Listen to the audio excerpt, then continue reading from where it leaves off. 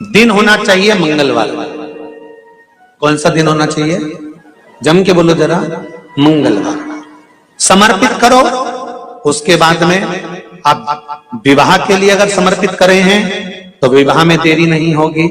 व्यवसाय और व्यापार के लिए या नौकरी के लिए समर्पित करे हैं तो उसमें देते हैं। अगर आपको राहु केतु शनि मंगल बुध कष्ट देता है तो शंकर की चौखट पर, शंकर के मंदिर की जो देहली होती है, दरवाजा होता है, उसकी चौखट पर एक बेलपत्र समर्पित करना प्रारंभ कर दो।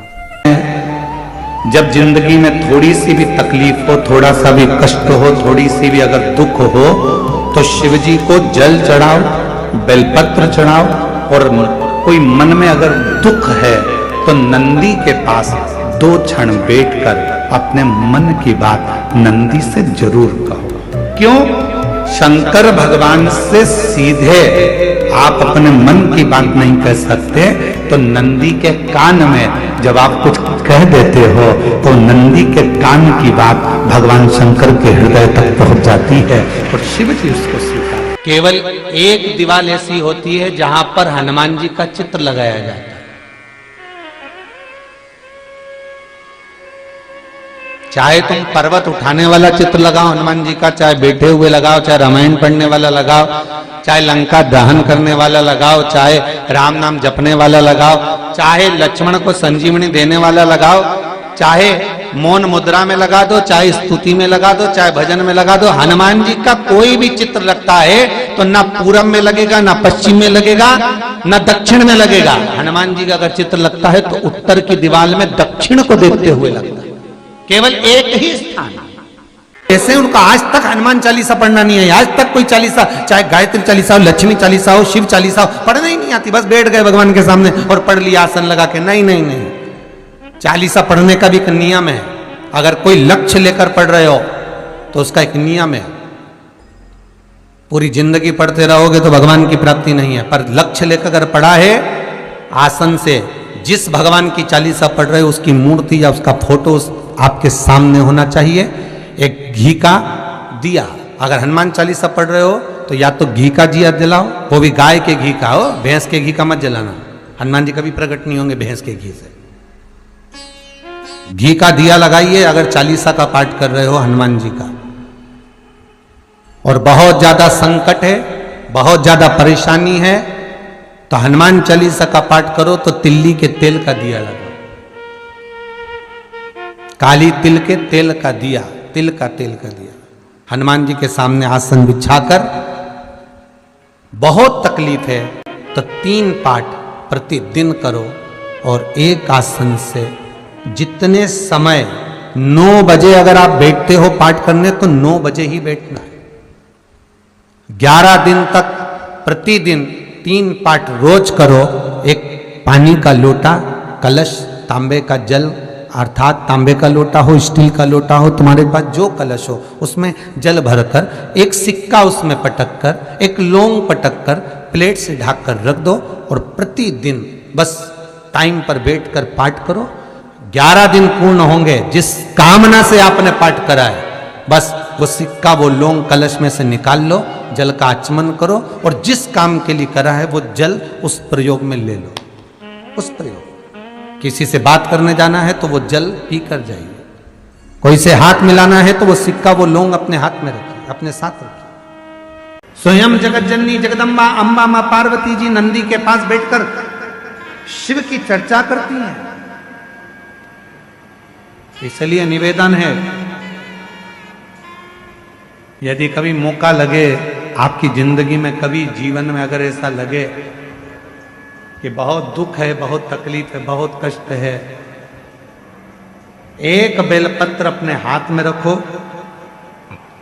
उल्टे हाथ में, सीधे हाथ से उस बेलपत्र पर अपना हाथ रखिए। नंदीश्वर महादेव का स्मरण करिए। 7 बार श्री शिवाय नमस्तुभ्यम कहिए। फिर उस बेलपत्र को सीधे हाथ में रहकर, जो नंदी शिव जी के मंदिर में है, दोनों सींग है, उस सींग के ठीक पीछे नंदी का उभरा हुआ भाग है। उस भाग पर नंदीश्वर शिवलिंग का स्मरण कर कर बेलपत्र को चढ़ा दो। इस टंडी का भाग पूंछ की ओर होना चाहिए, पत्ते का भाग मुख की ओर हो, और उस बेलपत्र को बाबा के चढ़ाकर कितना भी दुख हो जिंदगी में, कितना भी कष्ट हो, नंदीश्वर महादेव का जब स्मरण आप करने लगते हो तो धीरे धीरे वो दुख कटना प्रारंभ हो जाता है, शिव हाथ पकड़ना प्रारंभ की धर्म पत्नी सतशीर्षा। और सतशीर्षा नाम यहाँ भी काम आता है जब कोई नारी के, स्त्री के रजस्वला धर्म की कोई तकलीफ हो, नारी को रजो धर्म से जुड़ी हुई कोई प्रॉब्लम हो, पेट में दर्द हो या तकलीफ हो या कष्ट हो, तो केवल सतशीर्षा का नाम लेकर यदि शिवजी के शिवलिंग पर, जैसे ये शिवलिंग है, सतशीर्षा का नाम लेकर अशोक सुंदरी वाली जो जगह, यहां से जल चढ़ाते चढ़ाते शिवलिंग के चारों तरफ 7 बार यदि जल की धार लगाई जाए और उसी का जल झेलकर नंदी के पास बैठ सतशीर्षा का नाम लेकर अगर पिया जाए, रजो धर्म से जुड़ी हुई जितनी भी तकलीफ हो, रजस्वला धर्म से जुड़ी हुई जितनी भी तकलीफें होती हैं, वो धीरे धीरे समाप्त होने। घर में अगर कोई वाहन आता है, घर में अगर कोई गाड़ी आती है, चाहे 2 व्हीलर आए, चाहे 4 व्हीलर आए, या कोई फैक्ट्री हो जो चल नहीं रही हो, बड़े परेशान हो गए, कुछ दिन अच्छा चलती फिर बैठ जाती, कोई व्यापार आप कर रहे हैं और थोड़े दिन अच्छा चल रहा है, थोड़े दिन बैठ रहा है, तो कुछ नहीं करना, केवल हनुमान जी के मंदिर का उल्टा पांव का सिंदूर लेकर आइए, हनुमान जी के 3रे नंबर का भाई गतिमान का नाम लेकर, और दुकान पर, व्यापार पर, फैक्ट्री पर या गाड़ी पर उसका स्वस्तिक बना दीजिए। जिंदगी में कभी ना तो गाड़ी का एक्सीडेंट होगा, ना कहीं वो गाड़ी कभी ठुकाएगी और ना कभी खड्डे में जाएगी, और अगर फैक्ट्री पर आपने अगर स्वस्तिक बनाया है तो वो फैक्ट्री कभी कर्जे में, खड्डे में नहीं।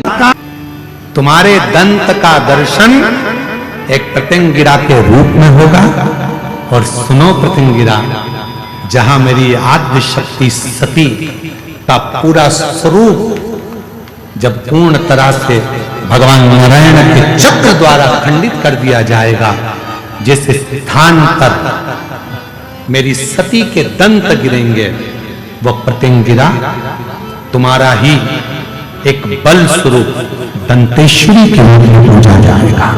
स्वयं दंतेश्वरी, एक प्रत्यंगिरा, और मां आद्य शक्ति सती माता का जब शरीर के टुकड़े करे गए, जो दंत गिरा है वो दंतेश्वरी के रूप में मां विराजमान हुआ है।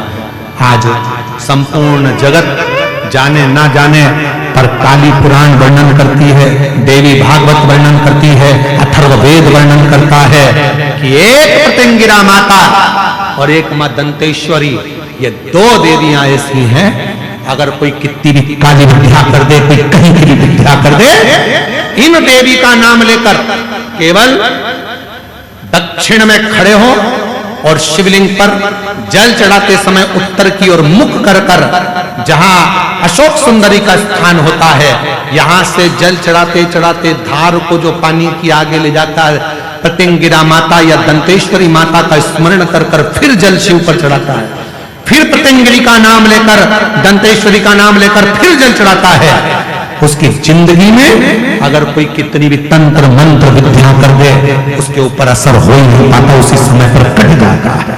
ये वो प्रत्यंगिरी। यहां तक वर्णन आता है महाराज, जिस नारी के, जिस स्त्री के रजो धर्म में, रजो धर्म के समय पर कोई नारी कहती है पेट दर्द होता है, कोई कहती है रजो धर्म नहीं आता, कोई कहती है रजो धर्म रुक जाता, वो नारियां जो बहुत उदर से जुड़ी हुई कहीं ना कहीं तकलीफों में होती हैं, अगर मां प्रत्यंगिरा का स्मरण कर कर एक चावल का दाना, भगवान देवाधिदेव महादेव जिस जलाधारी पर, वो जो गोल जलाधारी है, जिस जलाधारी पर शंकर का शिवलिंग रखा हुआ है, उस जलाधारी पर कहीं पर भी एक चावल का दाना, या तो मां दंतेश्वरी का नाम लेकर या प्रत्यंगिरा माता का नाम लेकर अगर चढ़ा देती है, तो उस नारी के रजो धर्म से जुड़ी जितनी प्रॉब्लम है वो सब समाप्त हो जाती है। यहां तक प्रत्यंगिरा माता का वर्णन। एक पत्र है, अच्छा है,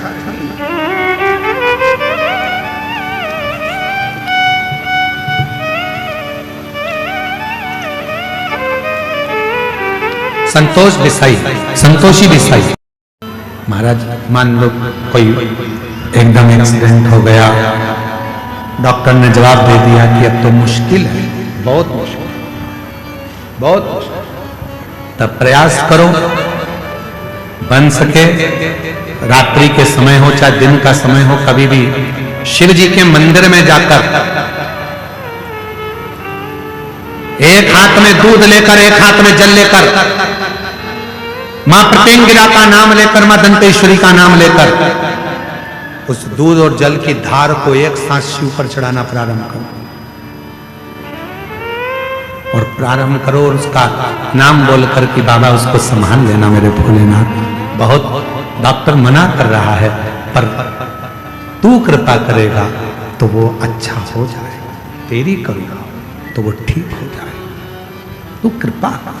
तीन चीजें हमें परमात्मा को पुकारते समय हमारा साथ दे देती है और परमात्मा के मिलन में हमारा साथ प्रदान करती है। एक हमारी नाभि, हमारी टुंडी।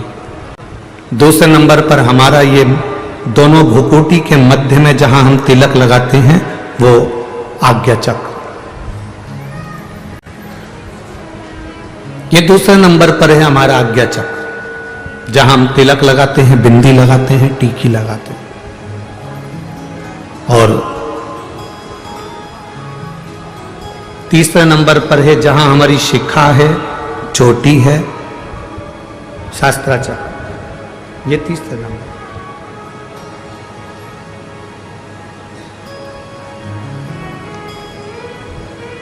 जिस समय जो व्यक्ति ज्यादा बीमार पड़ जाता है, बहुत बीमारियों से ग्रसित हो जाता है, बहुत मात्रा में उसको अगर बीमारी ने घेर लिया, तो शंकर जी पे चढ़े हुए जल का 3 जगह पर अगर वो स्पर्श कर लेता है तो उस व्यक्ति को 15 दिन के अंदर दवाइयां काम करने लगती हैं और वो आराम लगना प्रारंभ हो ही जाता है। कितना भी बीमार व्यक्ति, डॉक्टर कह रहा है इसका अगर 8 दिन के अंदर फीवर नहीं उतरा, 8 दिन के अंदर इसको आराम नहीं लगा तो फिर इसको भर्ती करना पड़ेगा। 10 दिन के अंदर इसको आराम नहीं लगा तो फिर इसको हॉस्पिटल भेजना पड़ेगा। 15 दिन के अंदर अगर इसको आराम नहीं लगा तो हमको यह करना पड़ेगा। 3 जगह पर शिव जी के चढ़े हुए जल का स्पर्श कराओ। शंकर जी पे चढ़े हुए जल को लेकर आओ कटोरी में, लोटे में, उसका स्पर्श हमारी नाभि पर हो, उसका स्पर्श हमारे जहां हम तिलक लगाते हैं उस जगह पर 3 उंगली से उसका स्पर्श, ब्रह्मा विष्णु महेश हमारे आज्ञा चक्र पर उसका स्पर्श हो और उसी जल का स्पर्श हमारे मस्तक पर। आप 4 से 5 दिन लगातार भगवान शंकर पे चढ़े हुए जल का स्पर्श 3 जगह पर करते रहेंगे तो व्यक्ति कितनी भी बीमारी से घिरा हो उसको 15 दिन के अंदर उठकर खड़े होना ही पड़ता है।